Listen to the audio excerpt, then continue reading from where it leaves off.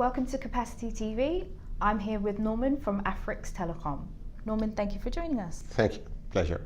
So what has been the key developments for AFR-IX over the last few years? I think the most important thing in the last 2 years has been the expansion in Africa of the services, because until now we have seen a lot of the connectivity services going from Africa to Europe or from Africa to the US. But now we are starting to see a major change on that, going into Africa to Africa connectivity. And this is a key development for us. And how has wholesale demand over the last few years increased, and how is AFR-IX meeting that demand? Well, I would say there are two main demands. The demand is growing 40% every year at least. But also the demand is growing because more people is using more services, but also the people who were using more services using more capacity. And these two drivers are giving a growth on the capacity that is quite high. So this means that we are migrating to a volume market from a margin market. Mm-hmm. And this is another global trend that we're seeing in Africa now. Okay. And what are your strategic priorities for 2018? Any that you can share? The main strategic priority is the extension of our coverage in Africa. We are today in 19 countries. We have grown 5 countries this year, mm-hmm. and we plan to cover, I would say, 95% of the countries of Africa, of the 54 countries, in the next 2 years.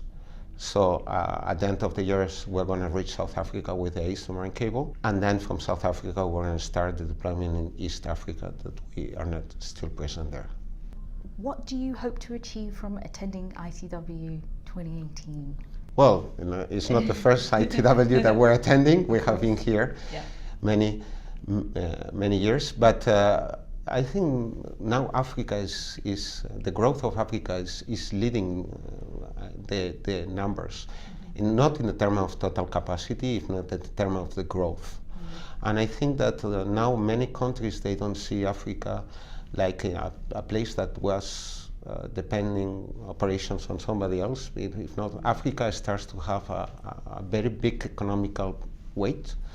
So we see that the headquarters are moving to Africa, more business are being developed in Africa, and I think that we want to transfer this message to all the operators, that there is a continent with a lot of needs, with a lot of opportunities, and where we want to be part of the development. And we will like all the operators and the content providers to help us in that development. How is AFR-IX growing outside of its domestic footprint? Well, I would call Africa the domestic footprint.